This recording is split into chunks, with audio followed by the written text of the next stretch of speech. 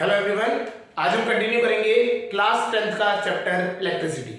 Last lecture में हमने charges के बारे में पढ़ लिया था, फिर इलेक्ट्रिक करंट क्या होता है ये समझ लिया था, पोटेंशियल क्या होता है एंड ओम्स लॉ के बारे में पढ़ लिया था। तो आज हम बात करते हैं ओम्स लॉ से ही स्टार्ट करते हैं और फर्दर इसके बारे में आगे स्टडी करते हैं। चलिए ओम्स लॉ पे, ओम्स लॉ देखिए लास्ट लेक्चर में हमने ये पढ़ा था कि according to Ohm's law V is equal to RI। ठीक है, तो ये हमारा था ओम्स लॉ। ठीक, आज हम इसको प्लॉट करना सीखते हैं, graphical representation of Ohm's law. मतलब हम अगर ग्राफ में प्लॉट करना चाहें तो ये ओम्स लॉ किस तरीके से प्लॉट होगा। चलिए करते हैं। तो होता क्या है, अगर आप यहां से देखते हैं V is directly proportional to I। अगर हम बात करें voltage, V is the voltage जो है डायरेक्टली प्रोपोर्शनल टू I है। तो हम क्या करते हैं, अगर एक ग्राफ बनाते हैं VI graph, voltage and current का अगर हम ग्राफ बनाते हैं तो ये जो अगर आप देखेंगे ये एक इक्वेशन होती है लाइन की। अगर नहीं है तो इसको हम क्या कर सकते हैं, नंबर वाइज रख सकते हैं। सपोज करिए R की वैल्यू हमने मान ली 10, R की वैल्यू क्या मान ली 10। तो अगर मैं I की वैल्यू 1 रखता हूं तो V कितना आ जाएगा 10। I की वैल्यू 2 रखता हूं तो V कितना आ जाएगा 20। I की वैल्यू 3 रखता हूं तो V की वैल्यू आ जाएगी 30 एंड ऐसी I की वैल्यू हम 4 रखते हैं तो V की आगे वैल्यू 40। तो अगर हम इसको प्लॉट करना चाहें तो किस तरीके से होगा, देखिए इधर हम प्लॉट करते हैं, हम वैल्यूज 10 की ही मल्टीपल्स रख लेते हैं, 10 20 30 40 50 एंड सो ऑन। और 0 यहां पे हम ले लेते हैं 1 2 3 4 5 6। तो इस तरीके से अगर हम ड्रॉ करते हैं तो देखिए, अगर देखिए कि पॉइंट्स कैसे बन रहे हैं 10 और I है ना, तो ये बनेगा पहला पॉइंट यहां पे होगा 1 और 10 पे, दूसरा होगा 1 और 20 पे। तो अगर देखें तो ये एक स्ट्रेट लाइन पे चलता चले जाएगा। ऐसे ही होगा यहाँ पे 3 और 30, ऐसी 4 40 है ना। तो ये क्या है आपके, ये एक स्ट्रेट लाइन की इक्वेशन बनती है। तो अगर हम बात करें V is equal to IR जो हमारा होता है, it is the equation of straight line. ये एक स्ट्रेट लाइन की इक्वेशन होती है। ठीक है, अगर हम बात करें तो ये स्ट्रेट लाइन की इक्वेशन है। क्लियर। तो अगर आपको कोई भी ग्राफ बनाने के लिए बोलता है VI ग्राफ बनाएं ओम्स लॉ के अकॉर्डिंग, तो ये कैसा बनेगा, ये एक स्ट्रेट लाइन बनेगा। ठीक है।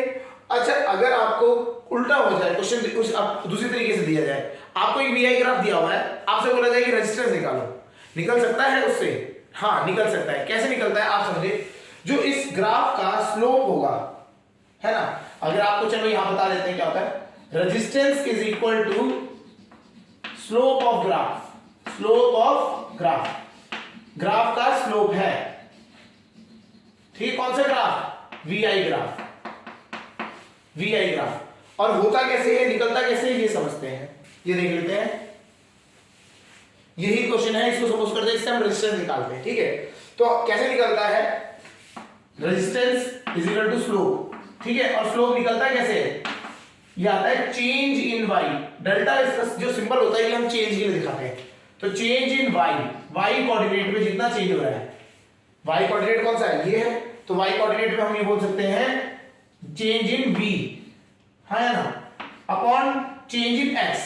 चेंज इन X होता है, लेकिन हम यहाँ X की जगह पे क्या है I, तो चेंज इन I ये भी कर सकते हैं। चलिए कोई भी एक ट्रायंगल ले लेते हैं, पहले छोटा वाला ट्रायंगल ले लेते हैं। चेंज इन Y कहां से चेंज हो रहा है, 0 से लेकर 10 तक, तो चेंज इन Y आ रहा है हमारा, फाइनल हो गया 10, इनिशियल था 0। ठीक है, और करंट में कैसे चेंज है, फाइनल हो गया 1, इनिशियल था 0, तो 1 माइनस 0 कितना आया 10। ठीक है, ये इसकी यूनिट होती है ओम्स। तो रेजिस्टेंस कितना आ गया 10 ओम, आगे नहीं आ गया, और हमने स्टार्टिंग में माना क्या था 10 ओम ही माना था। तो इस तरीके से हम क्या निकाल सकते हैं, रेजिस्टेंस निकाल सकते हैं फ्रॉम अ ग्राफ। क्लियर है। एक और जगह से देख लेते हैं, सपोज करें यहां से तो ये निकल गया, कोई और दूसरा ट्रायंगल ले लेते हैं, यहां से एक और ट्रायंगल बना दिया, ये भी एक ट्रायंगल है ना बड़ा सा, ये वाला ट्रायंगल ले लेते हैं। तो इसमें क्या हुआ, वैल्यू Y की कहां से कहां तक चेंज हुई है, 0 से कहां तक चलेगी 30 तक चलेगी।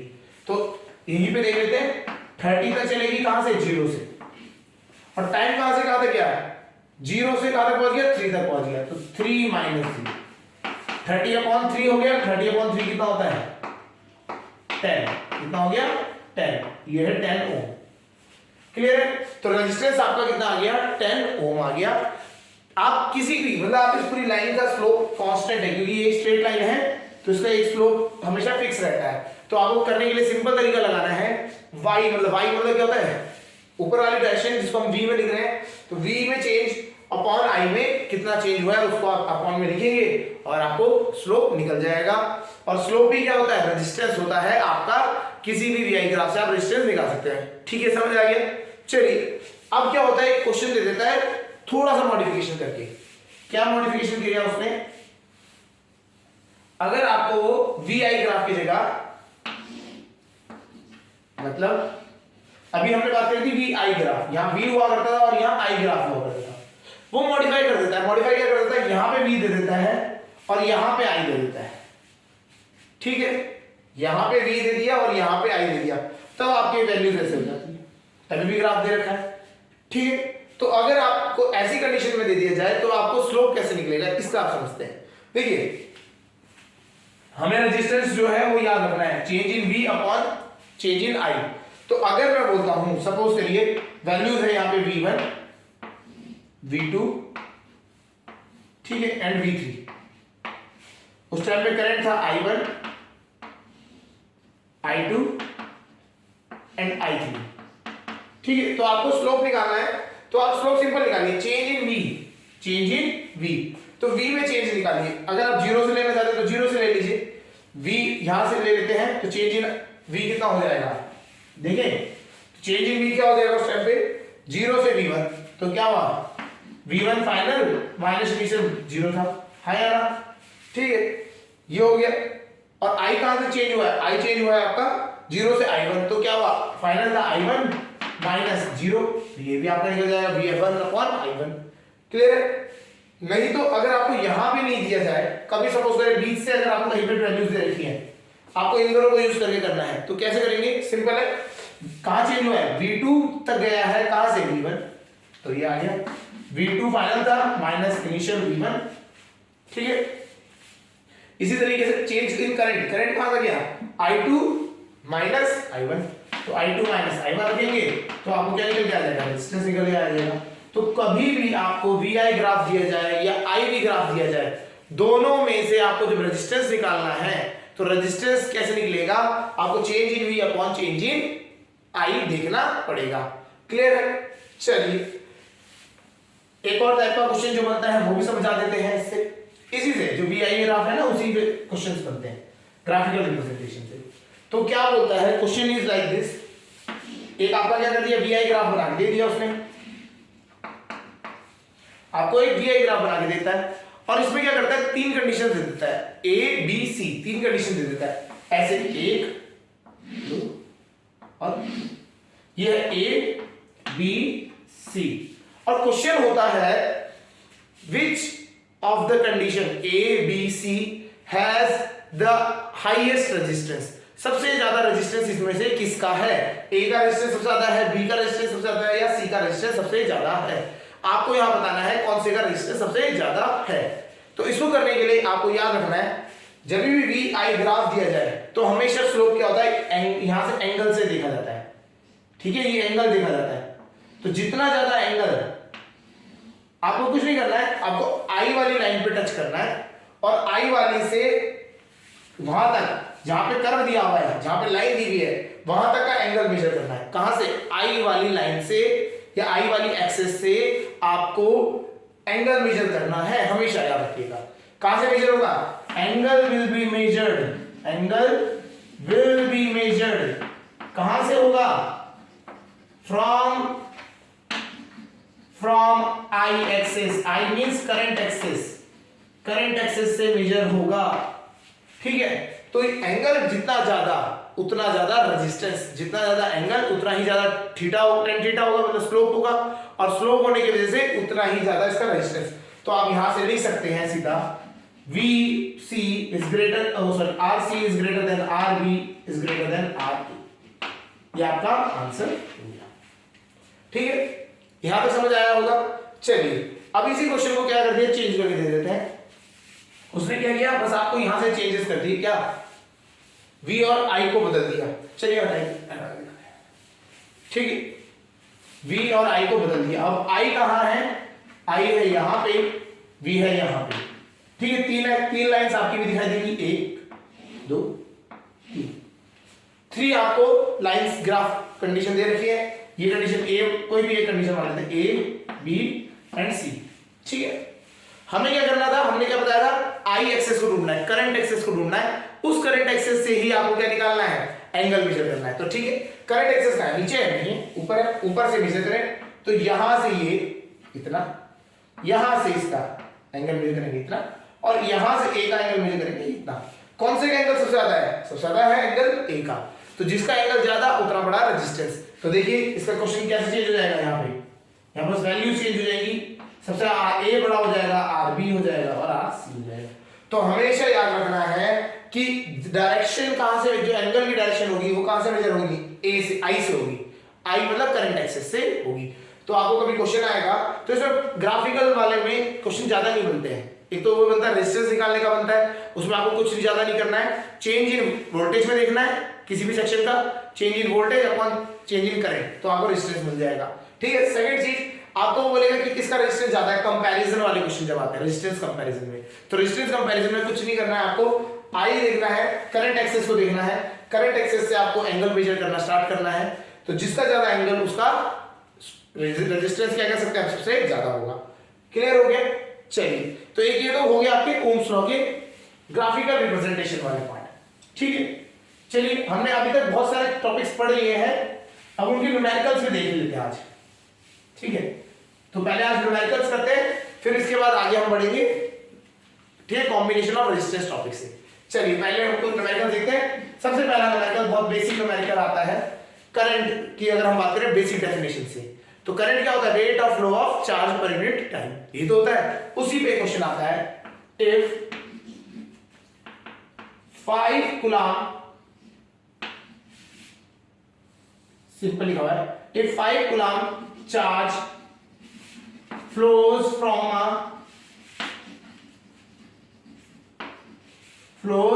from a cross section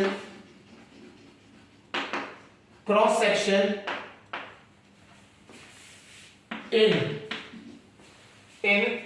5 seconds, calculate the rate of flow of current, calculate rate of flow of current. हमें करंट की वैल्यू बतानी है। ठीक है, तो ये हमारा क्वेश्चन बन गया। ठीक है, तो हमारा क्वेश्चन क्या है, चार्ज हमें दे रखा है 5 कूलम, यूनिट होती है कूलम चार्ज की, ये तो हमें पता होना चाहिए। टाइम दे रखा है 5 सेकेंड, तो हमें करंट की वैल्यू बतानी है। तो करंट का ये इसके लिए फॉर्मूला देखते हैं, तो सॉल्यूशन में आते हैं। तो सॉल्यूशन में आपको फॉर्मूले पता होने चाहिए। Current is equal to charge upon time, ये तो होता है, ये इंपॉर्टेंट फॉर्मूला, ये हमें याद रखना था। Current is equal to charge upon time. तो चार्ज की वैल्यू दे रखी है 5, सिंपल क्वेश्चन है, 5 अपॉन टाइम कितना दे रखा है 5 सेकंड, कैंसिल आउट करेंगे बचेगा 1। यूनिट क्या होती है करंट की, एम्पियर, ए। ठीक है, तो आंसर इज, अगर हम आंसर की बात करें 1 एम्पियर, 1 एम्पियर आपका क्या हो जाएगा, करंट फ्लो कर रहा है। क्लियर है। चलिए एक और क्वेश्चन देखते हैं इसके ऊपर। इस पे बहुत सिंपल क्वेश्चंस आते हैं, आपको सीधा फॉर्मूला लगाना है, put the values get the answer, ज्यादा कॉम्प्लिकेटेड कुछ में है। ठीक है, तो एक क्वेश्चन और देख लेते हैं। Question number 2, find the charge transferred, find the charge transferred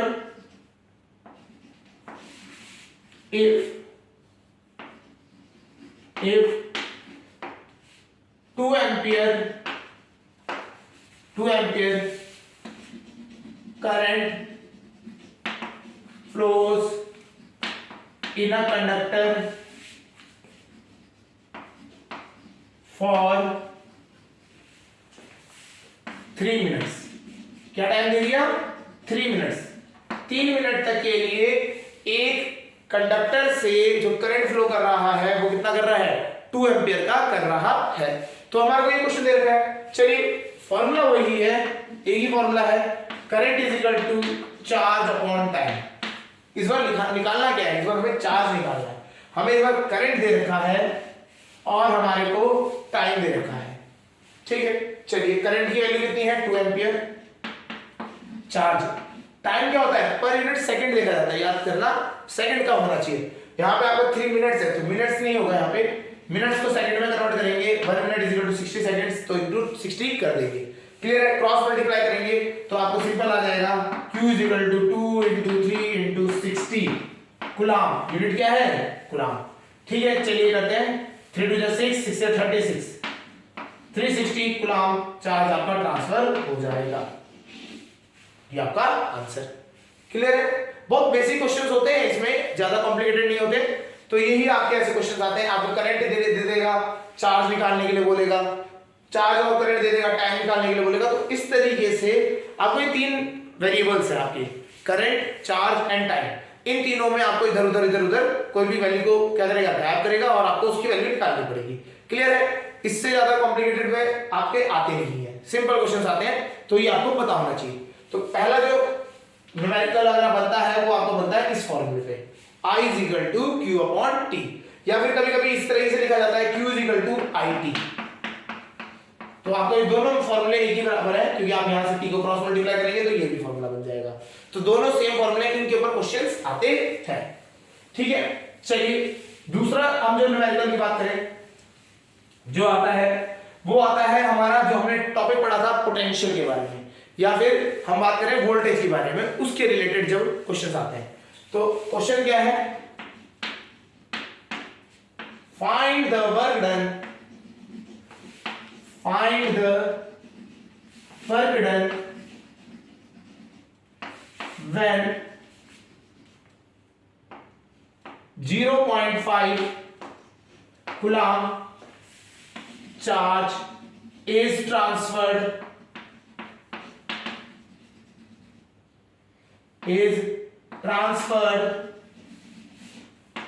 from a potential of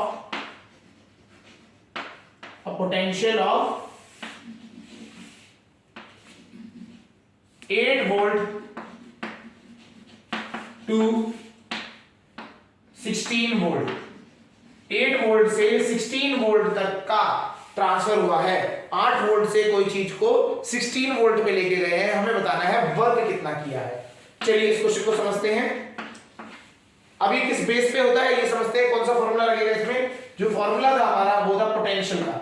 तो पोटेंशियल क्या होता है, potential difference is equal to work done upon charge, ये तो होता था, हाँ या ना।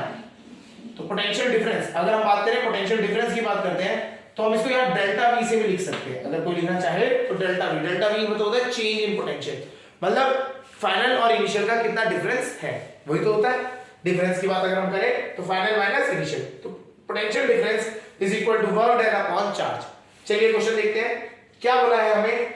चार्ज दे रखा है 0.5 कूलम और पोटेंशियल कहां से कहां तक गए हम, 16 तक चले गए 8 से, ठीक है। चलिए क्वेश्चन में देखते हैं, चेंज इन पोटेंशियल। देखिए क्वेश्चन कैसा है समझते हैं। अगर प्रैक्टिकली में अगर बात करें, या फिर एक कैसा हुआ होगा, एक कंडक्टर रहा होगा, इसका एक पॉइंट होगा, सपोज करें ए पॉइंट, यहां पे जो पोटेंशियल है उसकी वैल्यू थी 8 वोल्ट, कितनी थी 8 वोल्ट, और दूसरा जो पॉइंट था वो था बी अगर हम बोल करें बी पॉइंट था, उसका पोटेंशियल था 16 वोल्ट, ठीक है। और हमने यहां से वहां तक कितना चार्ज भेज दिया, 0.5 कूलम। तो वर्क डन किया होगा नहीं होगा, हमने बताया था जब भी आप क्या करते हैं, किसी भी चार्ज को एक जगह से दूसरी जगह ले जाना है तो आपको वर्क करना पड़ता है, आपको फोर्स कर देना पड़ता है, उससे क्या होगा, चार्ज मूव करेंगे तो वर्क डन होगा, हाँ यार। तो वर्क डन के लिए निकालने के लिए बात करते हैं, work done is equal to charge into potential difference, है ना। चार्ज कितना था हमारा 0.5, पोटेंशियल डिफरेंस कहां से कहां तक गया, फाइनल था हमारा 16 माइनस 8, 16 माइनस 8, तो 16 माइनस 8 होता है 8, और 8 को 0.5 से मल्टीप्लाई करेंगे तो कितना हो जाएगा 4। तो 4 वर्क डन की क्या होती है यूनिट, जूल, याद रखिएगा वर्क डन की यूनिट क्या होती है, जूल। वोल्टेज की यूनिट होती है वोल्ट, ठीक है। चार्ज की यूनिट होती है कूलम, और जो वर्क डन की होती है वो होती है जूल। तो हमें ये सारी यूनिट्स आपको पता होनी चाहिए। क्लियर हो गया? तो यहां तक आपका वर्क डन का फॉर्मूला आ गया। चलिए एक और क्वेश्चन कर लेते हैं, क्या हुआ है इसमें वो समझते हैं। चलिए क्वेश्चन है, चलिए नेक्स्ट क्वेश्चन करते हैं। If a work done of 60 joule is done to move a charge across a potential difference of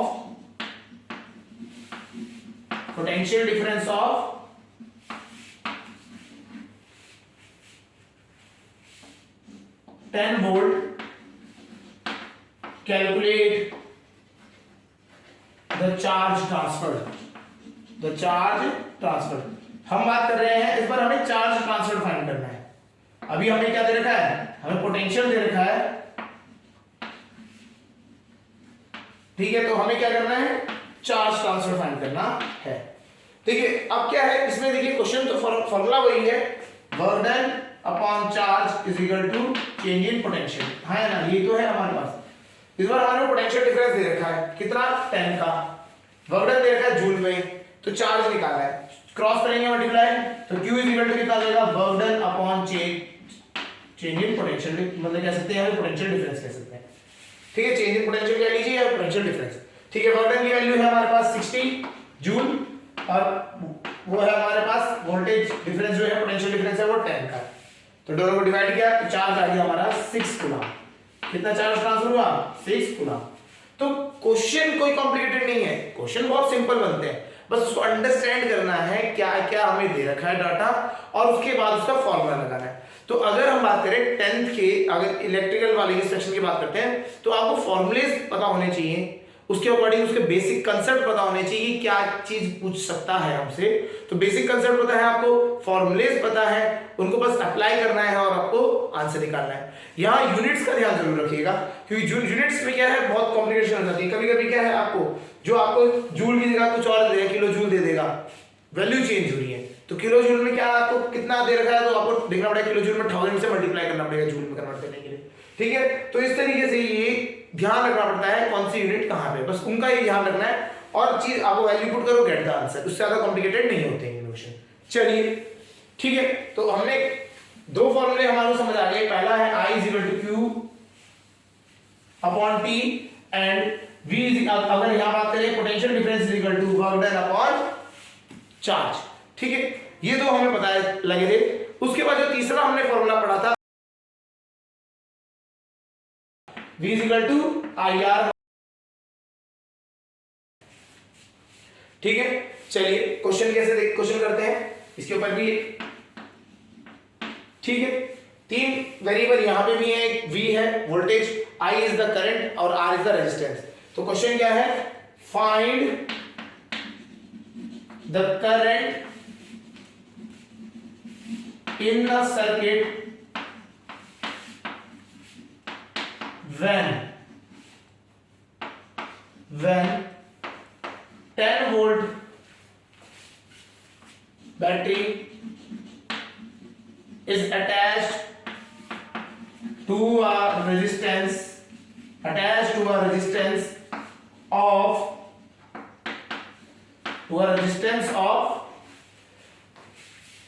हमने मान लिया 4 ओम, ठीक है। तो क्वेश्चन में क्या है, हमें करंट फाइंड करना है, वोल्टेज दे रखा है हमारे को 10 वोल्ट और रेजिस्टेंस दे रखा है। इसके लिए अगर हमारे को करना है तो कैसे करेंगे, समझिए क्या हुआ होगा। देखिए हमने सीख लिया है सर्किट डायग्राम बनाना, ठीक है। तो सर्किट डायग्राम से हम पहले बना के दिखा करेंगे, समझ लेते हैं। स्टार्टिंग के 2-3 क्वेश्चन में नहीं तो आप फॉर्मूला डायरेक्ट भी लगा सकते हैं। क्या हुआ होगा क्वेश्चन देखिए, एक रेजिस्टेंस है हमारा, ये रेजिस्टेंस है, उसकी वैल्यू है दे रही है हमारे को 4 ओम, इसकी वैल्यू है हमारे पास 4 ओम। इसको क्या करा, एक बैटरी से कनेक्ट कर दिया, ठीक है। एक बैटरी से कनेक्ट कर दिया जिसकी वोल्टेज है हमारे पास 10 वोल्ट, 10 वोल्ट। तो हमें बताना है करंट कितना फ्लो करेगा इस सर्किट में, इस सर्किट में करंट कितना फ्लो करेगा यही बताना है हमें, ठीक है। ये आइडिया समझ आ गया कैसे करते हैं। ये जो डायग्राम बना रहे हैं ये इसलिए दिखा रहे हैं कि आपकी एक अंडरस्टैंडिंग बढ़ जाए किसके रिलेटेड, सर्किट डायग्राम बनाने के रिलेटेड। अगर कभी सर्किट डायग्राम बनाने के लिए आए तो कोई कॉम्प्लिकेशंस ना लगे आपको, आसान होता है, सिंपल है, इस तरीके से आपको क्वेश्चन सॉल्व करना है। चलिए तो देखते हैं, हमें पता है Ohm's law V equal to IR, तो बस V कितना है हमारा 10 वोल्ट, R कितना है हमारा 4 ओम, I निकालना है, I इक्वल टू कैसे निकलेगा V अपॉन R, तो V कितना हो गया 10, R हमारा हो गया 4, कैंसिल आउट करेंगे, ठीक है, आपका आ जाएगा 2.5। करंट की वैल्यू क्या होती है यूनिट एम्पियर, तो आंसर इज 2.5 एम्पियर। क्लियर हो गया। तो हमें यहाँ पे यूनिट्स को ध्यान रखना है, करंट की यूनिट एम्पियर, वोल्टेज की यूनिट वोल्ट्स और रेजिस्टेंस यूनिट ओम। क्लियर। चलिए क्वेश्चन समझ आ गया। एक और क्वेश्चन देख लेते हैं, ज्यादा कॉम्प्लिकेटेड नहीं करते, एक बार इसी टाइप का क्वेश्चन एक और देख लेते हैं। अब रेजिस्टेंस की वैल्यू हमने क्या कर दी, अब वोल्टेज की वैल्यू थोड़ी सी चेंज कर दी। रेजिस्टेंस हमने दे दिया 80 मिली ओम, थोड़ा सा कम करके देखते हैं कैसे होता है। 80 मिली ओम हमने रख दिया, ठीक है, जिससे क्या हो मिली का भी आपको कंसेप्ट समझ आ जाए क्या होता है। और हमने क्या किया, वोल्टेज जो दिया है वो दिया है 2 वोल्ट, 2 वोल्ट, ठीक है। तो V लिख सकता है, V लिखा हुआ मिलेगा आपको 2 वोल्ट, ठीक है। चलिए तो करंट का फॉर्मूला सीधा था, current is equal to V upon R, circuit वही बनेगा जो भी बना था। तो देखते हैं करंट, वोल्टेज कितनी है 2, रेजिस्टेंस कितना है 80 मिली ओम, मतलब क्या होता है मिली मींस M जो होता है याद रखिएगा, इट इज मल्टीप्लाइड बाय 10 की पावर 3 माइनस 3, 10 की पावर माइनस 3, ठीक है। चलिए सॉल्व करते हैं, ये 10 की पावर माइनस 3 ऊपर चले जाएगा तो क्या हो जाएगा 1000 बन जाएगा, 80 कैंसिल आउट करते हैं, 0 0, 100/4 कर लेते हैं, ये हो गया 25, ठीक है।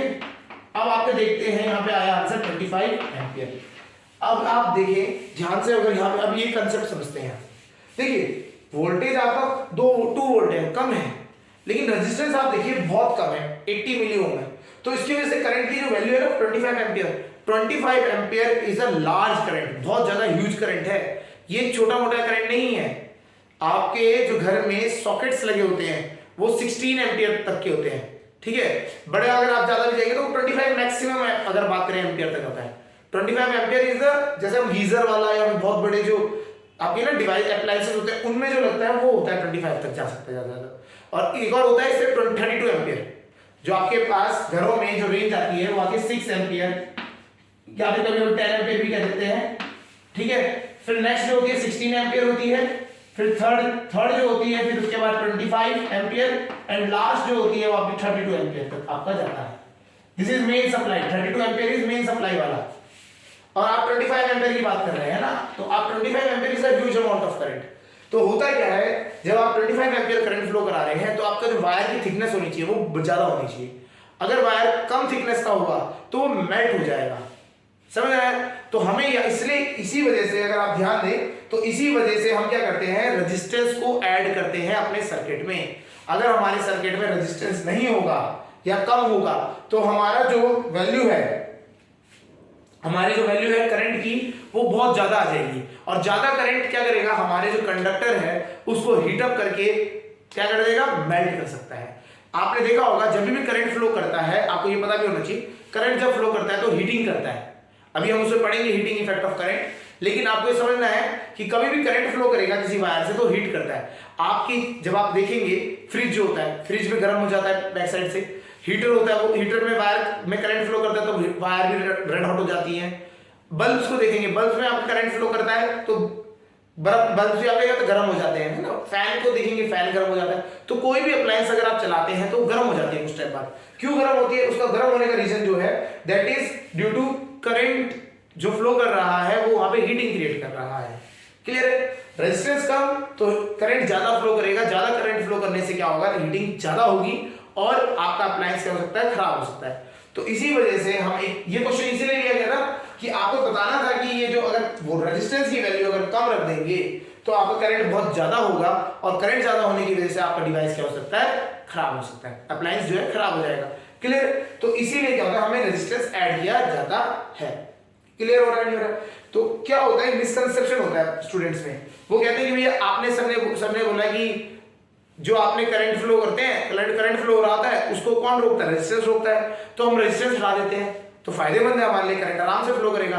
नहीं, हमारे को एक पर्टिकुलर डिवाइस को चलाने के लिए पर्टिकुलर अमाउंट ऑफ करंट चाहिए, उससे ज्यादा करंट आ गया तो तभी भी नुकसानदायक है हमारे लिए। क्लियर हो गया? एक आपने सुना होगा कि जब सर्ज आता है, एक झटका आता है ना, कभी कभी लाइट जैसे आपकी फॉल्ट आ जाता है लाइन में, तो एकदम से हाई अमाउंट ऑफ करंट आपके घर में फ्लो करता है, तो उससे क्या होता है, अप्लायंसेस खराब हो जाते हैं आपके, इन्वर्टर उसी वजह से लगाए जाते हैं। ठीक है ना? तो वो क्या होता है, वो करंट को कंट्रोल करते हैं, तो करंट ज्यादा क्वांटिटी में भी आएगा तो खराब होगा, इसलिए हम क्या करते हैं, रेजिस्टेंस लगाए जाते हैं डिवाइसेस के अंदर। क्लियर हो गया? समझ आ गया? तो रेजिस्टेंस की अपनी इंपॉर्टेंस है, रेजिस्टेंस के बिना आप अप्लायंस में प्रॉपर कंट्रोल नहीं कर सकते करंट को। ठीक है, चलिए एक और क्वेश्चन देखते हैं इसी के ऊपर। तो यहां पे आपको पता होना चाहिए रेटिंग्स, हमने बता दी अगर स्विचेस की अगर रेटिंग है वो यही है आपके यहाँ की। ठीक है, 6 एम्पियर, 10 एम्पियर, 25 एंड 32 एम्पियर, ये आपकी करंट्स की रेटिंग होती है आपकी। चलिए क्वेश्चन और लिखते हैं, find the value of resistance in a circuit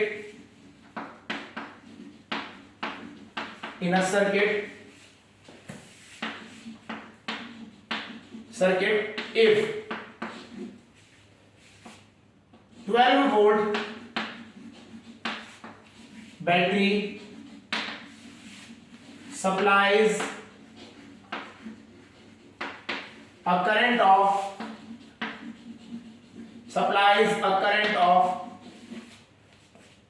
2 ampere.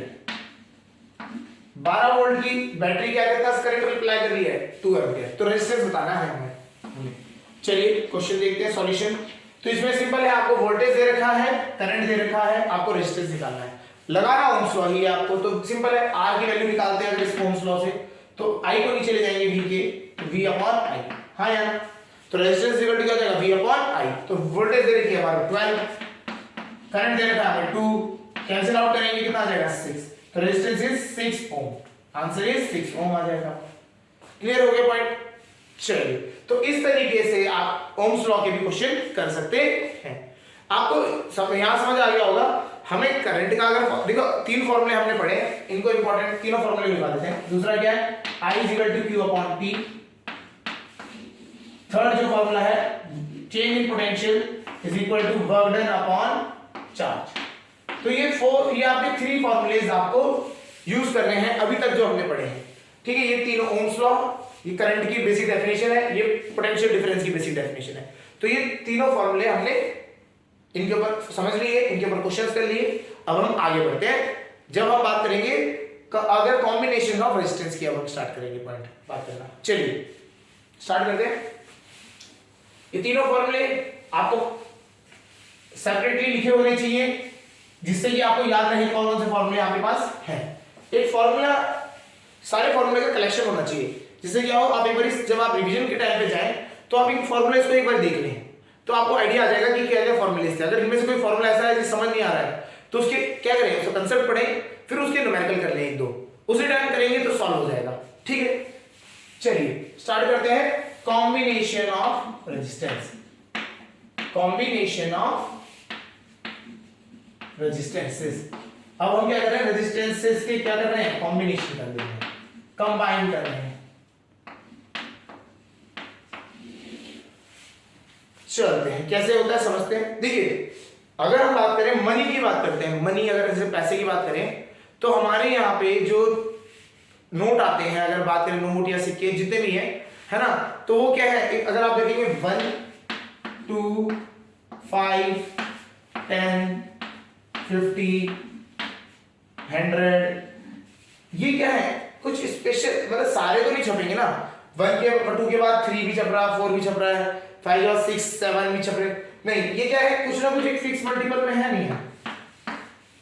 मतलब एक क्या है, डिनोमिनेशंस आपकी अलग अलग फिक्स हो रखी है। इसी तरीके से जो रेजिस्टेंस है, अगर आप रेजिस्टेंस मैन्युफैक्चर कर रहे हैं तो आप क्या है, आप हर टाइप का रेजिस्टेंस नहीं बना सकते। आप क्या कर सकते हैं, आप कुछ एक स्टैंडर्ड रेजिस्टेंसेस आप डिसाइड कर दिए गए हैं, उन रेजिस्टेंस को ही बना सकते हैं। अब बात आती है कि सपोज करिए 1 मिलता है, मुझे 2 मिलता है, 5 की जगह मुझे अब मेरे को 3 या 4 बनाना है, तो सिंपल है, 2 और 2 को ऐड करना है या ना। तो इसी तरीके से 2 या 2 से ज्यादा रेजिस्टेंस को हम जोड़ सकते हैं। अब यहाँ पे जोड़ने के तरीके हैं, एक है सीरीज और एक है पैरेलल। ये दोनों होते क्या है, इन्हें समझते हैं। ठीक है, कंसेप्ट समझ आ गया होगा कि डिनोमिनेशन सारे नहीं बना सकते आप, तो आप क्या करते हैं, आपके पास क्या है, आपके पास कॉम्बिनेशंस बनाने के लिए रेजिस्टेंस दिए जाते हैं और आपसे कॉम्बिनेशन से आप कोई भी रेजिस्टेंस अचीव कर सकते हैं। चलिए, तो कॉम्बिनेशन ऑफ रेजिस्टेंस दो तरीके के हैं। One is series resistance, series में अगर बात करें, ठीक है, रेजिस्टेंस इन सीरीज, और सेकंड जो है वो है पैरेलल, तो रेजिस्टेंस इज इन पैरेलल। तो सीरीज में होता है और एक होता है पैरेलल में। ठीक है, तो इन दोनों को हम समझते हैं क्या होता है, कैसे होता है, ये समझाएगा। ठीक है, चलिए सीरीज में अगर हम बात करें तो हम सीरीज में थोड़ा सा आइडिया लगा सकते हैं कि ये एक के बाद एक जुड़े हुए होंगे, है ना। जैसे मैं एक रेजिस्टेंस का पॉइंट बात करता हूं ए बी, है, तो ये बी के बाद क्या है, नेक्स्ट जुड़ेगा, एक पॉइंट बन जाएगा सी, सी के बाद नेक्स्ट जुड़ेगा, एक पॉइंट बन जाएगा डी, और डी के बाद आगे और जुड़ता जाएगा ई। तो दिस टाइप ऑफ रेजिस्टेंसेस जब आप ऐसे लगाते हैं, एक पॉइंट ए है और सारे उसके बाद जुड़ते चले जा रहे हैं, that are resistances in series. Clear हो गया। पैरेलल में आते हैं, पैरेलल में हमारे पास पॉइंट है, ये है ए, ये है बी। ठीक है, अब आप क्या करते हैं, इसी ए बी के सामने ए बी को क्या करते हैं, आप एक्सटेंड कर देते हैं। ये ए बी को आप क्या करते हैं, ऐसे लाइन से जोड़, वायर से जोड़ देते हैं। ठीक है, अगर आप ए और बी को, तो ये क्या हो जाएगा, जब भी हम, एक चीज याद रखनी है हमें, जब भी हम कोई वायर को कनेक्ट करते हैं, याद रखिएगा, इधर एक पॉइंट है ए और यहां से पॉइंट वायर से कनेक्ट करके ये इस पे हाथ लगा दें, तो उस पॉइंट को भी ए कहा जाता है। क्या ए क्यों कहा जाता है, सुनिए, क्योंकि वायर में के बीच में जो कंडक्टर है, हम ये बोलते हैं जो कंडक्टर जो होता है, थियोरेटिकली बात कर रहे हैं, प्रैक्टिकल में नहीं। प्रैक्टिकल में तो वायर में कुछ और चीज होती है। प्रैक्टिकल में वायर क्या होता है, वायर का खुद का एक रेजिस्टेंस होने की वजह से पोटेंशियल क्या होता है, ड्रॉप होता है प्रैक्टिकल लाइफ में। लेकिन हम जब थ्योरेटिकल लाइफ में बात करते हैं, तो थ्योरेटिकल में हम ये बोलते हैं कि जो कंडक्टिंग वायर है, इस वायर में कोई रेजिस्टेंस काउंट नहीं कर रहे हैं हम, ठीक है, और नहीं काउंट करने की वजह से क्या होता है, यहाँ का पोटेंशियल और यहाँ का पोटेंशियल सेम हो जाता है, पोटेंशियल डिफरेंस नहीं रहता है। तो इसी वजह से पोटेंशियल डिफरेंस ना होने की वजह से, तो जैसे यहाँ पे इन दोनों के बीच में कुछ है नहीं है, तो ये दोनों का पोटेंशियल डिफरेंस सेम रहेगा। तो इसको भी ए लिख सकते हैं, इसको बी लिखेंगे, ठीक है, इसको भी ए लिख सकते हैं, इसको बी लिखेंगे। तो जब आप इस तरीके से रेजिस्टेंसेस को कनेक्ट करते हैं, तो उस टाइप के रेजिस्टेंस को कहते हैं, कनेक्शन को कहते हैं रेजिस्टेंसेस इन पैरेलल। मतलब आप क्या कर रहे हैं, आप ये सारे एक ही पॉइंट्स काउंट किए जाएंगे, ये सारे क्या किए जाएंगे, एक ही पॉइंट काउंट किए जाएंगे। इसको रिप्रेजेंट करने का एक और तरीका है, आप ऐसे ये ना करके हटा दीजिए, ठीक है, इन तीनों को एक पॉइंट में मिला दीजिए, ठीक है, तो ए और ए भी हो गया। अब भी तो सही है, वैसी है ना। तो आप या तो आप सीधा ही कनेक्टिंग वायर दिखा सकते हैं, नहीं तो आप एक पॉइंट पे लाकर कनेक्ट कर दीजिए, बोल दीजिए ए है, ये पॉइंट बी है। तो अगर दो पॉइंट्स के बीच में, ए और बी के बीच में बहुत सारे रेजिस्टेंस जुड़ जाते हैं, तो उसे कहते हैं पैरेलल कनेक्शन। और अगर आपके एक कंटीन्यूअस चलते चले जाते हैं, उसे कहते हैं सीरीज रेजिस्टेंस। ठीक है, तो हमारे पास दो टाइप के कॉम्बिनेशंस होते हैं, one is series combination and in another is parallel combination. ठीक है, यहां तक समझ आ रहा होगा। चलिए, तो अब हम बात करते हैं, एक को समझते हैं, उनका डेरिवेशन है वो भी समझते हैं। स्टार्ट करते हैं सीरीज से। चलिए, तो पहला है heading resistances in series, resistances in series. तो पहली heading resistances in series, series में है रेजिस्टेंसेस, अब इन्हें समझते हैं। चलिए, अब कैसे करते हैं, हम बोलते हैं कि सपोज करिए एक बैटरी है हमारे पास, ठीक है, उसका वोल्टेज हमने मान लिया V, और ये क्या है, ये ऐसे रेजिस्टेंस से जुड़ी हुई है।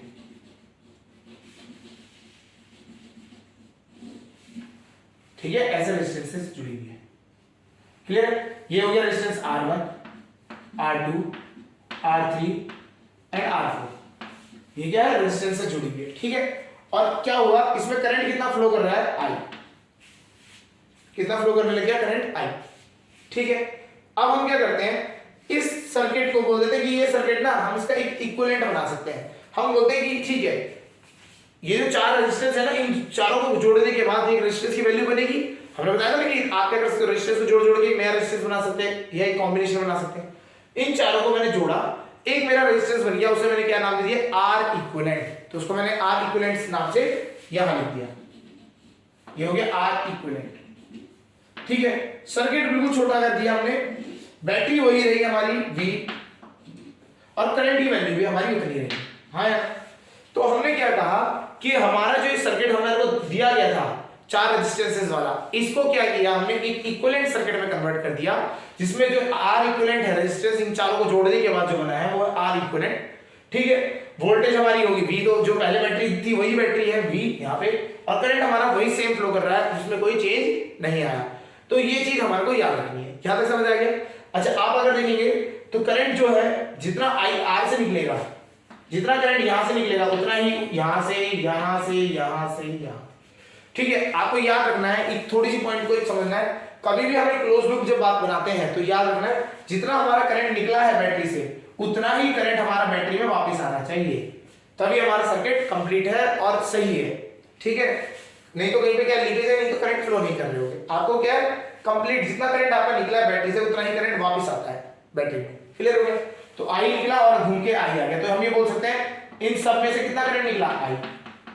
सब में से कितना करंट निकला? आई करंट निकला। ठीक है, चलिए, तो अब हम क्या करते हैं, अब हम ना इक्वेशंस बनाते हैं। हम बोलते हैं ये जो बैटरी का जो पोटेंशियल था V, वो क्या हो गया? इन चारों में डिवाइड हो गया। बैटरी का पोटेंशियल क्या होता है? पोटेंशियल क्या होता है? वर्क ही तो होता है, ये basically work done per unit charge.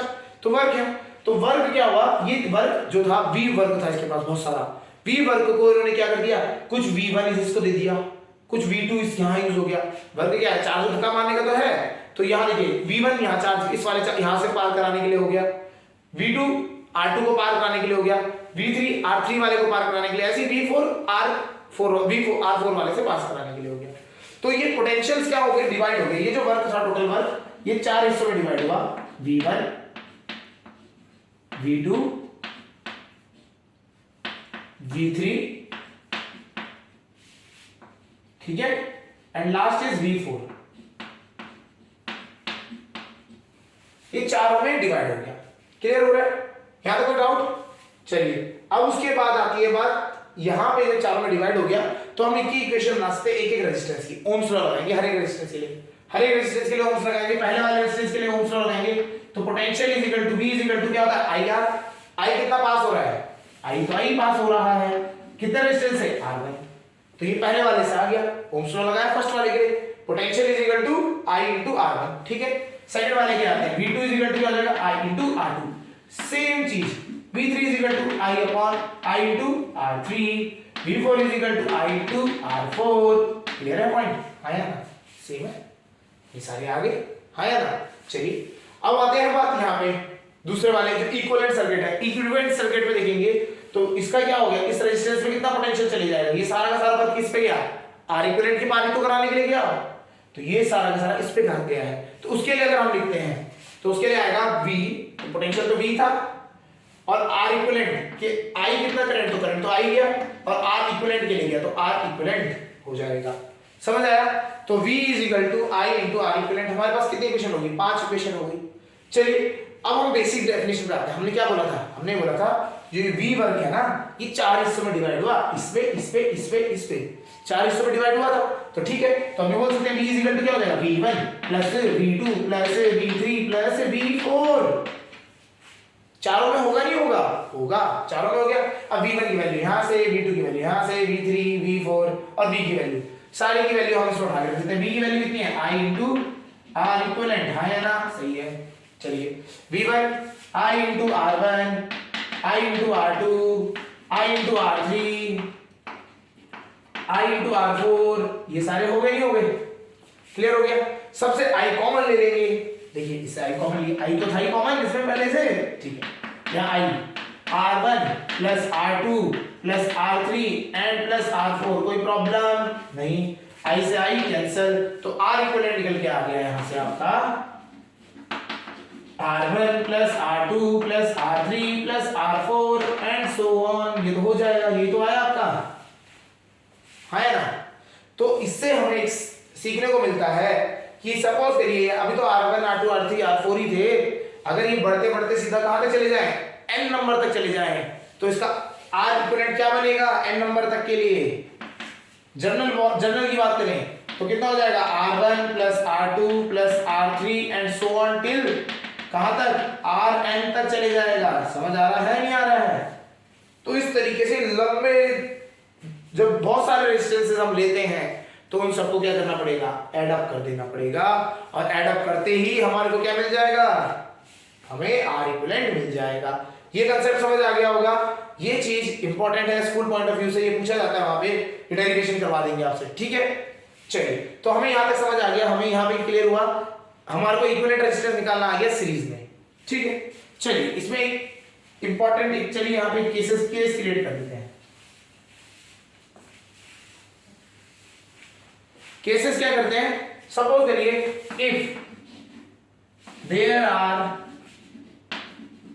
n resistances, कितने रेजिस्टेंस है, n है, ऑफ मैग्नीट्यूड r, सारे के सारे कितने के हैं मैग्नीट्यूड के, r मैग्नीट्यूड के हैं, तो क्या होगा, देयर आर n रेजिस्टेंस और सबके मैग्नीट्यूड की वैल्यू r है, तो तुम आपको सिंपल निकालना है r इक्विवेलेंट कितना आ जाएगा, r प्लस कितने टाइम्स, n टाइम्स, हाँ या ना, ठीक है। तो इसका कितना आ जाएगा, r इक्विवेलेंट कितना हो जाएगा, n इंटू r, ये आपको समझना है। सपोज करिए रेजिस्टेंसेस सारे सेम हैं और कितने नंबर में है, n है, तो आपको क्या करना है, सीधा ऐड अप कर देना है और आंसर आपका आ जाएगा। समझ आया। चलिए एक क्वेश्चन और देखते हैं, एक क्वेश्चन देखते हैं इसके ऊपर।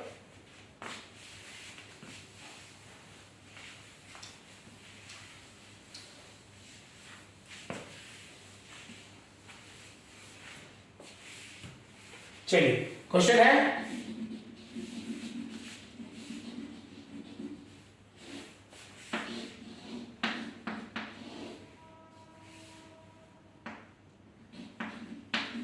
ठीक है, ये हमारा 2 वोल्ट 2 रेजिस्टेंस है, ओम है, 2 ओम 2 ओम, ठीक है। क्वेश्चन बोल रहा है find the equivalent resistance, find the equivalent resistance, find R equivalent बता रहा है पहली चीज, दूसरी चीज current in the circuit, current बताना है कितना करंट निकल के आया, इसमें करंट कितना फ्लो हो रहा है, ये दो चीजें बतानी है। चलिए स्टार्ट करते हैं। पहला चीज, ये सारे क्या है, आपको सीधा दिख रहा है, आपको क्या दिख रहा है, 1 पॉइंट 2 पॉइंट ऐसे सारे पॉइंट्स अलग अलग हैं, तो ये क्या है, सारे सीरीज में है, सीरीज में है तो R इक्विवेलेंट निकालेंगे, सीधा है। R इक्विवेलेंट कैसे करना था, हमने बोला जब सबकी वैल्यू सेम है, सबकी वैल्यू सेम है, ये भी 2 ये भी 2 ये भी 2 ये भी 2, ठीक है।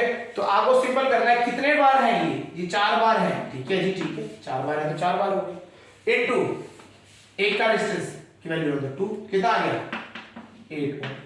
नहीं तो आप सिंपल भी कर सकते थे, आप करते 2 प्लस 2 प्लस 2 प्लस करते तो ये आता 8, ठीक है, कोई डिफरेंस नहीं है। आप ये करेंगे तभी भी आंसर आएगा, वो वाला मेथड करेंगे तभी भी आंसर आएगा, क्लियर है। चलिए तो अब हमें समझ आ गया 8 ओम का इस यहाँ पे क्या है, रेजिस्टेंस है। तो हम क्या कर सकते हैं, हम इस पूरे को हटा के, ये पूरे सेटअप को हटा के इसकी जगह पे क्या कर सकते हैं, बड़ा सा रेजिस्टेंस रख देंगे, कितने ओम का, 8 ओम का रख देंगे, ठीक है जी। अब हमारा कुछ नहीं करना है, V इक्वल टू IR होता है, तो I इक्वल टू क्या हो जाएगा, V upon R, Ohm's law by ohms law. V कितना है 6, रेजिस्टेंस कितना है 8, तो कितना आ जाएगा 2 एम्पियर, 2 एम्पियर इसका क्या है, करंट है। ये तो करना था, इजी क्वेश्चन। चलिए क्वेश्चन सॉल्व, यही करना होता है इनमें, बहुत सिंपल क्वेश्चन है, आपको बस ऐड अप करना है, एडिशन करना है, उसमें कोई कॉम्प्लिकेशन नहीं है अभी तक तो कोई नहीं है, ठीक है। चलिए अगला क्वेश्चन एक देख लेते हैं, इस बार वेरिएबल है, मतलब चेंज हो रहे हैं रेजिस्टेंस। ये है 2 ओम, ये है 6 ओम, ये है आपका 4 ओम। बैटरी लगा दी आपने 12 वोल्ट की, 12 वोल्ट की बैटरी लगा दी हमने। करंट हमें फाइंड करना है, क्वेश्चन हमारा करंट फाइंड करने के लिए है। तो हमें करंट फाइंड करने से पहले हमें रेजिस्टेंस फाइंड करना पड़ेगा, और रेजिस्टेंस के लिए हम क्या करेंगे, सिंपल ऐड करेंगे। 6 + 4 10 + 2 12 ओम है। तो इस पूरे को हटा के हम कितना लिख सकते हैं, 12 ओम लिख सकते हैं, लिख सकते हैं। तो हम सीधा लगाएंगे I = V/R। V कितना है 12, और उसके रेजिस्टेंस हमारा टोटल रेजिस्टेंस कितना है 12। तो कितना करंट आ गया हमारा, एंपियर करंट है। टू इजी, हाँ या ना, इजी है, कॉम्प्लिकेटेड नहीं है, इजी क्वेश्चन से हो जाते हैं। क्लियर हो गया। चलिए अगला पढ़ते हैं पैरेलल रेजिस्टेंसेस। अगर हम बात करते हैं combination in resistances in parallel, है ना, रेजिस्टेंसेस इन पैरेलल, ठीक है, पैरेलल में समझते हैं। चलिए कैसे करते हैं देखते हैं। एक पॉइंट बनाया यहां, एक पॉइंट यहां बनाया, इस पॉइंट से एक रेजिस्टेंस से जोड़ दिया, ये इस तरीके से जोड़ दिया, ये इस तरीके से जोड़ दिया, ठीक है, इस तरीके से जोड़ दिया। इसका रेजिस्टेंस की वैल्यू है R1 R2 R3। हमने क्या किया, इसको पूरे को बैटरी से जोड़ दिया V, और यहां से करंट निकल रहा है हमारा I। वापस भी कितना आएगा I, जितना गया उतना ही आएगा। ये तो हमें रूल रखना है याद, जितना करंट गया उतना ही आएगा, जो लेके आया था वही लेके जाएगा, ठीक है। तो बैटरी जितना आया था लेके उतना ही जाएगा। तो इसको क्या करा हमने, इक्विवेलेंट सर्किट बनाते हैं। इक्विवेलेंट सर्किट में क्या करते थे हम, इन पूरे को हटा के क्या करते थे, एक रेजिस्टेंस लगा देते थे, उसका नाम रख देते थे R इक्विवेलेंट, और बैटरी हो जाती थी हमारी V, और करंट होता था सेम I, जितना जाता था उतना ही आता था। ये हमारा इक्विवेलेंट सर्किट होता था। चलिए अब यहां पे कुछ पॉइंट्स समझने हैं। यहां पे पहला पॉइंट ये समझना है कि I जो हो गया वो तो क्या हो रहा है, डिवाइड हो जा रहा है, इसमें। तो हर एक में अलग अलग रेजिस्टेंस के हिसाब से अलग अलग वैल्यू ऑफ I होगी।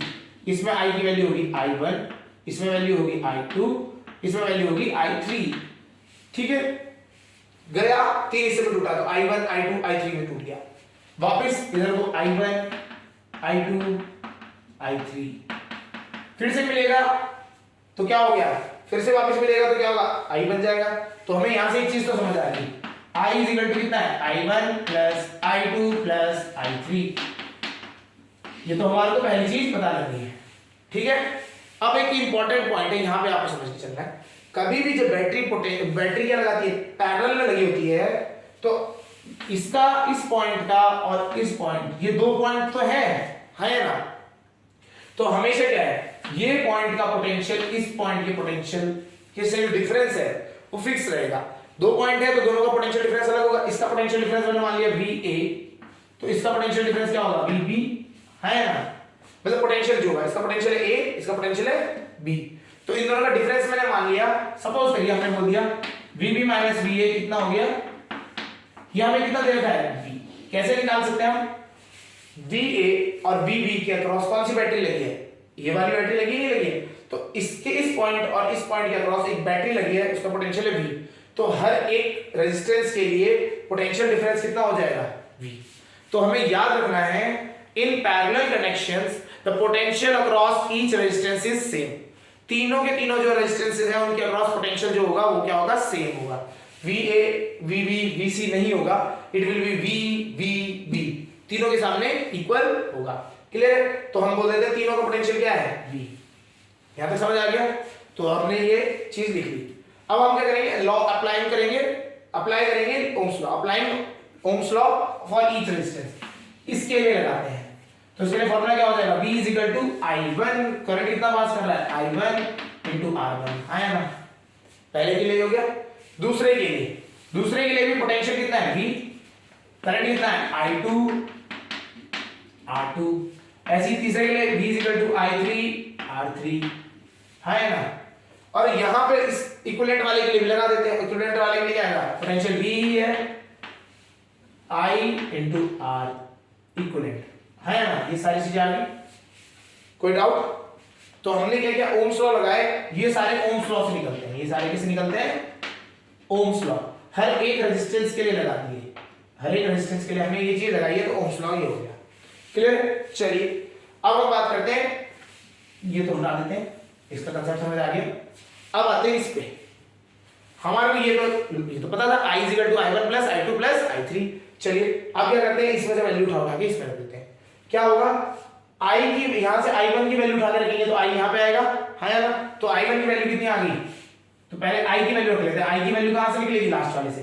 तो i की वैल्यू है v/r equivalent is equal to, ठीक है, i1 की वैल्यू होगी v/r1 v/r2 plus v/r3 and so on, हाँ ना, ये तो हो गई। अब v क्या है, v सबसे कॉमन लेके कैंसिल आउट हो जाएगा। अगर आप देखेंगे इन सबसे v को कॉमन निकालेंगे, चलिए वहीं पे करते हैं, चलिए यहां निकालने से, तो v/r इक्विवेलेंट है हमारे पास। यहां से v कॉमन आ गया तो क्या बचेगा, 1/r1 plus 1/r2 plus 1/r3 and so on, है ना। तो v से v कट गया, तो आपको यहां से रिजल्ट आता है, रिजल्ट हम यहीं सीधा लिख देते हैं, 1/r equivalent is equal to 1/r1 plus 1/r2 plus 1/r3 and so on. अगर और भी होंगे रेजिस्टेंस तो सबको ऐड करते चले जाएंगे। क्लियर है। चलिए तो ये हो गया हमारा, समझ आया यहां से रेजिस्टेंसेस इन पैरेलल के टाइम पे ऐसी कंडीशंस बनती हैं। चलिए अब इसको करते हैं, इसका जनरल फॉर्मूला लिख लेते हैं। इसका जनरल फॉर्मूला हो जाएगा, उसको समझ लेते हैं क्या होता है। जनरल फॉर्मूला क्या हो जाएगा, 1/r इक्विवेलेंट अगर आपको निकालना है तो कितना हो जाएगा, 1/r1 r2, सपोज करिए कितने हैं, n है, तो 1/rn तक ये जाएगा, 1/rn तक चले जाएगा। क्लियर हो गया ये पॉइंट, कोई डाउट है। चलिए यहां तक समझ आ गया, कोई डाउट अगर होगा तो इसको आप लिख सकते हैं डिस्क्रिप्शन में, होना नहीं चाहिए, सिंपल है ये डेरिवेशन, ठीक है। मतलब आप कमेंट्स कर सकते हैं कोई डाउट है तो कहीं पे, तो उसको क्लियर कर देंगे बारी में, है ज्यादा कोई है नहीं, ऐसा सिंपल रहता है। आपको यही फॉर्मूला लगाना है। चलो एक बार केस, पहले केस ले लेते हैं, उसके बाद बात करते हैं। सपोज करिए केस है, if there are n resistances, कितने रेजिस्टेंस है, n है, ऑफ मैग्नीट्यूड r, सारे के सारे मैग्नीट्यूड, किसका मैग्नीट्यूड क्या है, r। चलिए तो क्या होगा, 1/r इक्विवेलेंट कैसे निकलेगा, 1/r plus 1/r and 1/r कितने तक है, कितने बार आएंगे, n टाइम्स आएंगे, हाँ आएगा। तो n टाइम्स आएंगे तो इसको क्या कर सकते हैं, n इंटू r लिख सकते हैं, लिख सकते हैं। तो 1/r इक्विवेलेंट कितना हो जाएगा, n/r। तो यहां से अगर हमें r इक्विवेलेंट की वैल्यू निकालनी है, r equivalent is equal to r/n, ये आपका रिजल्टेंट आ गया। तो आपको एक चीज समझनी है, अगर सपोज करिए ये तीन रेजिस्टेंसेस हैं और सबकी वैल्यू 3 ओम 3 ओम 3 ओम, तो r की वैल्यू कितनी होगी, 3, नीचे नंबर ऑफ टाइम्स कितनी बार रिपीट हुआ है, 3 बार रिपीट हुआ है, तो 3, तो 3 डिवाइड करेंगे तो 1 आएगा। समझ आया। चलिए क्वेश्चन कर लेते हैं और समझ आ जाएगा। क्वेश्चन से क्लियर होता है, क्वेश्चन लिखते हैं फिर उसके बाद समझते हैं।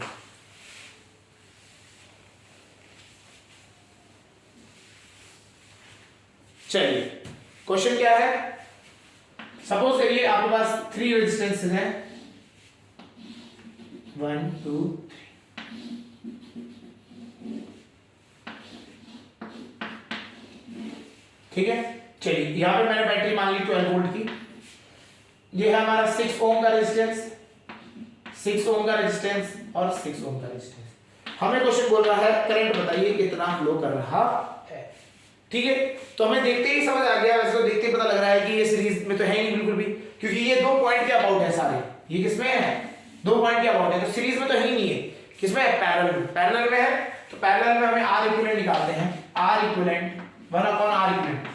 याद रखिएगा कभी भी r इक्विवेलेंट मत लिखिएगा, पहले 1/r इक्विवेलेंट होता है और आंसर निकलते समय लास्ट तक आता है, तो फिर हमें इसको उल्टा करना पड़ता है, रेसिप्रोकल लेंगे इसका। r1 6 1/6, r2 1/6, r3 1/6, सॉल्व करेंगे तो ये ऐड करेंगे तो 3/6 करा कर 2, तो r इक्विवेलेंट इसको रेसिप्रोकल करेंगे 1/2 का, तो कितना है 2 ओम, ठीक है। नहीं तो आपको डायरेक्ट एक मेथड बताया, अगर ये सारे के सारे सेम हैं, ये सारे के सारे सेम है तो आप लिख दो एक की वैल्यू, एक की वैल्यू कितनी है 6, कितनी बार रिपीट हो रहा है, 3 बार हो रहा है तो डिवाइडेड बाय 3 कितना आ गया सीधा 2। आप ऐसे भी कर सकते हैं, एक ही बार रिपीट हो रहा है तो उसको लिख दे, कितनी बार रिपीट हो रहा है उससे डिवाइड कर देंगे, अपने आप ही आपको आंसर मिल जाएगा। चलिए एक क्वेश्चन और देखते हैं। अच्छा यहाँ तो रेजिस्टेंस निकला, अभी हमें तो करंट निकालना था।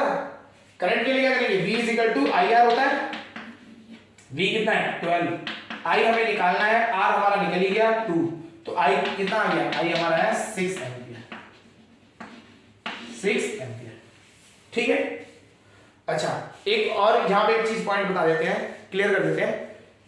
जब भी हम सीरीज में रेजिस्टेंसेस को लगाते हैं, जब भी हम सीरीज में रेजिस्टेंस को लगाते हैं तो जो इक्विवेलेंट रेजिस्टेंस की वैल्यू होती है वो हमेशा ज्यादा आती है। वो क्या करेंगे, वो ऐड हो जाएंगे तो उनकी वैल्यू हमेशा रेजिस्टेंस जो किसी भी एक रेजिस्टेंस है उससे ज्यादा आएगी। ठीक है, तो हमारा जो है सीरीज में रखने पे रेजिस्टेंस बढ़ता है। और पैरेलल में जब हम पैरेलल में लगाते हैं तो देखिए 6 6 6 पैरेलल में लगाया, रेजिस्टेंस कितना हो गया 2। तो पैरेलल में ये आप याद रखिएगा, जो पैरेलल में रेजिस्टेंस की जो वैल्यू होगी it will be less than the smallest one. कोई भी सबसे स्मॉलेस्ट जो है आप ले लो, उससे भी क्या होगी, कम ही होगी। तो रेजिस्टेंस क्या होता है, पैरेलल में लगाने पे रेजिस्टेंस की वैल्यू क्या हो जाती है, कम हो जाती है, और सीरीज में लगाने से रेजिस्टेंस की वैल्यू बढ़ जाती है। क्लियर हो गया। चलिए एक क्वेश्चन को क्वेश्चन करते हैं, उससे और क्लियर हो जाएगा कैसे होता है ये चीज। हम जो स्टेटमेंट बोल रहे हैं क्या होता है उसको समझते हैं। अब हमने क्या बोला कि हमारे पास रेजिस्टेंसेस है ऐसे, 1 2 3 तीन रेजिस्टेंसेस हैं, एक है 6 ओम का, एक है आपका 12 ओम का, और एक है आपका 3 ओम का।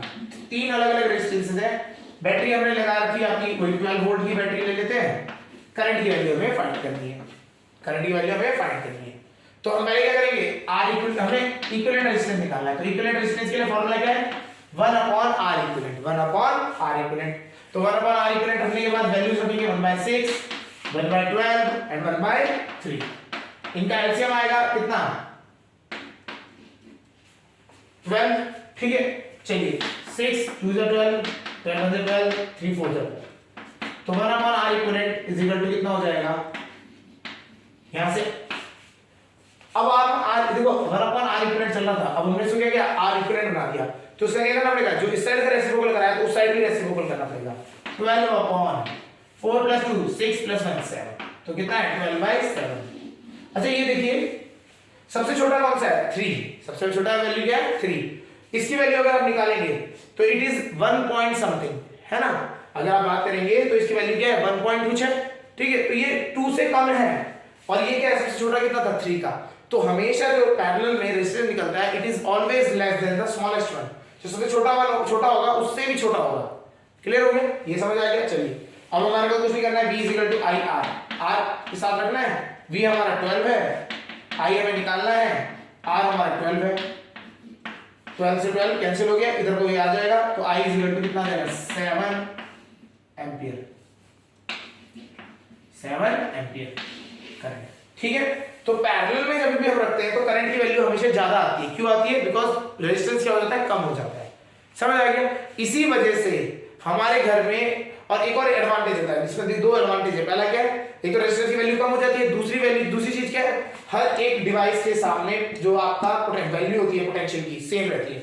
इसके अक्रॉस भी 12 का है 12 वोल्ट, इसके अक्रॉस भी 12 वोल्ट, और इसके अक्रॉस भी 12 वोल्ट। हर एक के अक्रॉस कितना है 12 वोल्ट ही रहेगा। तो कोई भी ऐसा कंडीशन नहीं रहेगी जिसमें अलग अलग वोल्टेज आए। जैसे रेजिस्टेंस में अगर हम बात करें सीरीज में होते हैं तो हर एक में क्या होता है वोल्टेज डिवाइड हो जाती है, लेकिन इसमें क्या होता है वोल्टेज सेम रहती है हर एक में। क्लियर हो गया। तो ये एडवांटेज है हमारा पैरेलल को रखने के लिए। इसी वजह से हमारे जो घरों में, होम में अगर हम बात करें, कोई भी होम में या इंडस्ट्रीज में कहीं भी बात करते हैं, हमारी जो सर्किट भी लगाते हैं हम, घर का जो सर्किट होता है it is always in parallel. कैसा सर्किट होता है, पैरेलल होता है। समझ आ गया। चलिए ये हो गया हमारा पैरेलल कॉम्बिनेशन। ठीक है ना, पैरेलल का समझ आया। हमारे को पैरेलल में जो रेजिस्टेंस मिलते हैं, net equivalent resistance is always less than the resistance, smallest resistance in the circuit. जो नेट रेजिस्टेंस होगा वो स्मॉलेस्ट रेजिस्टेंस से भी छोटा होगा, पहली चीज। और इसमें क्या होता है, पोटेंशियल इक्वली डिवाइड होता है हर एक रेजिस्टेंस के ऊपर। इक्वली डिवाइड भी नहीं कर सकते, इक्वली ही होता है, सेम ही होता है, डिवाइड नहीं होता। इसमें वैल्यू क्या होती है, सेम ही रहती है, पोटेंशियल की वैल्यू सेम रहती है अक्रॉस ईच रेजिस्टेंस। ये सेकंड पॉइंट समझ आ गया। एंड थर्ड पॉइंट, हमारे घरों में भी जो हम सर्किट लगाते हैं वो पैरेलल रेजिस्टेंस होता है। ठीक है, चलिए अब आता है कंबाइंड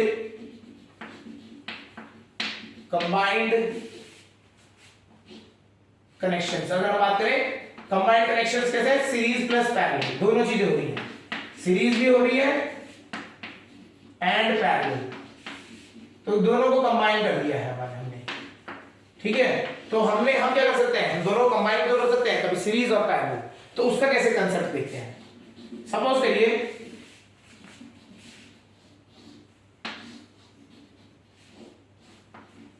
ठीक है, इस तरीके से क्वेश्चन है।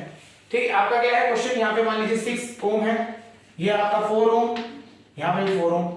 तो हमें बोलता है कि find the equivalent resistance across this point A and B, A और बी के अक्रॉस जो आपको बताना है, इक्विवेलेंट रेजिस्टेंस की वैल्यू बतानी है। ठीक है, तो आप क्या करेंगे, क्वेश्चन देखेंगे, आइडेंटिफाई करेंगे सबसे पहले कौन सा सीरीज में है, कौन सा पैरेलल में है। ठीक है, आपको पहले आइडेंटिफाई करना है कौन सा सीरीज में है, कौन सा पैरेलल में है। तो हमें यहां पता लगा ये तो ऐसे सीधा चला था और ये दो में डिवाइड हो गया, तो ये क्या बन गया, पैरेलल बन गया। ठीक है, और फिर वापस जुड़ गया, तो ये क्या हो गया, पैरेलल हो गया, क्योंकि एक दो पॉइंट आपने डिसाइड करे, इन दोनों पॉइंट से ऐसे क्या हो रहा है, जा रहा है और बाद में एक ही पॉइंट पे मिल जा रहा है, तो ये क्या हो गया, पैरेलल, ये हो गया सीरीज। तो इसको करने का तरीका क्या है, स्टेप वाइज करेंगे। देखिए आप सीरीज को पहले छेड़ेंगे नहीं, अभी आप सीरीज को नहीं छेड़ेंगे, ये ऐसे रहेगा 4 + 4 जो ये है पैरेलल में है, और पैरेलल में हम मानते हैं कि आर इक्विवेलेंट बन जाएगा। सपोज करिए पैरेलल में क्या होगा, दोनों का दोनों इक्विवेलेंट निकालना पड़ेगा। तो हम इसको सिंपल तरीके से भी कर सकते हैं, तो आप खुद पूरा निकालिए अलग से बैठ के, 1/R इक्विवेलेंट = 1/4 + 1/4, फिर एलसीएम लेंगे, 4 आएगा, 2 आएगा, ऐसे करके आप सॉल्व कर लेंगे। आर इक्विवेलेंट आ गया इसमें 2, आर इक्विवेलेंट कितना आया 2। नहीं तो हमने आपको एक सीधा मेथड बताया था कि जब दोनों की वैल्यू सेम है, दोनों की वैल्यू सेम है, तो आप किसी भी एक की वैल्यू लिखेंगे, 4 लिख दिया, और कितनी बार रिपीट हो रहा है, 2 बार हो रहा है, तो 2 से डिवाइड कर देंगे, अपने आप आंसर आ जाएगा 2 ओम। आगे नहीं आ गया, ठीक है, चलिए 2 ओम आ गया, तो ये हो गया। अब इसको सीरीज में है, ये दोनों को सीरीज में ऐड करेंगे तो कितना आ जाएगा 1। कोई डाउट इसमें, सिंपल रहता है ये इस तरीके से। चलिए एक और क्वेश्चन देखते हैं। अब क्वेश्चन ऐसा है, 2 ओम,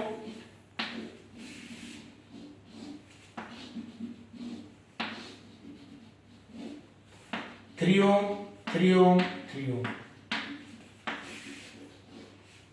7। ठीक है, इस तरीके से क्वेश्चन है। ठीक, क्वेश्चन देखते हैं। सबसे पहले आएगा पैरेलल को, इस पैरेलल को समझाते हैं कैसे करेंगे। देखिए 3 3 3 तीनों के तीनों सेम रेजिस्टेंसेस है, हाँ या ना, तो सेम का इस बार हम वाला फॉर्मूला यूज करते हैं जो हमने बताया था। 3 को लिख दो, आप किसी भी एक को लिखो, 3 लिख दिया। कितनी बार रिपीट हो रहा है, 3 बार रिपीट हो रहा है, तो 3 से किया तो कितना आ गया, तो यहाँ पे आंसर है 1। ठीक है, और सारे एज इट इज रहेंगे। अभी क्या बन गया, सीरीज का केस बन गया 7 + 1 8 + 2 10, तो आंसर इज 10। ठीक है, यहां तक समझ आ गया, इजी है, कोई कॉम्प्लिकेटेड नहीं है ये। अभी तो आपके लेवल में बहुत सिंपल आते हैं, है ना। आप जब बाद में 12th में जाते हैं इलेक्ट्रिसिटी चैप्टर में, तो वहां किरचॉफ लॉ आ जाता है, तो वहां थोड़े से कॉम्प्लिकेटेड क्वेश्चन बनते हैं। अभी तक तो बेसिक नॉर्मल क्वेश्चन आएंगे, तो उसको आप इजीली निकाल सकते हैं। ठीक है, चलिए कभी क्वेश्चन ऐसा आ जाता है, थोड़ा मॉडिफाई कर देते हैं क्वेश्चन में।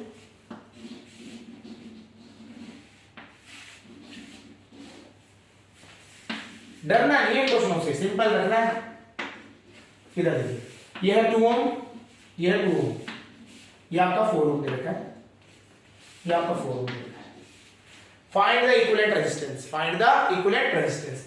अब देखिए यहाँ पे क्या है, हमें पता लग रहा है ये पैरेलल है ना, ये तो पैरेलल है, लेकिन ये देखेंगे ये एक है, इधर दोनों चीजें हैं जुड़ी हुई, तो ये तो जो 4 है ये इन दोनों के पैरेलल है। तो ये हमें क्या करना पड़ेगा, पहले इसको पूरे को सॉल्व करना पड़ेगा। अब पहले क्या करेंगे, हम सीरीज को सॉल्व करेंगे, 2 + 2 4, तो इन दोनों को हटा के क्या लिख देंगे, एक 4 का रेजिस्टेंस लगा देंगे। ठीक है, तो ये हो गया पर 4 का रेजिस्टेंस, और एक 4 नीचे था ही, उसको लगा दिया। ठीक है, और एक 4 ये और हो गया।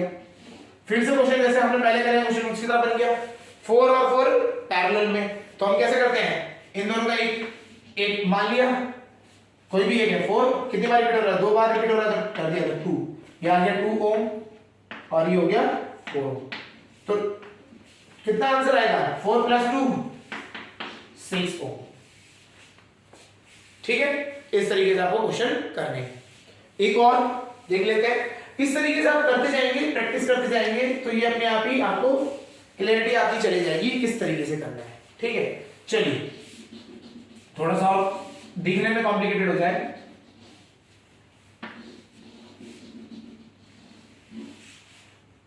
ठीक है,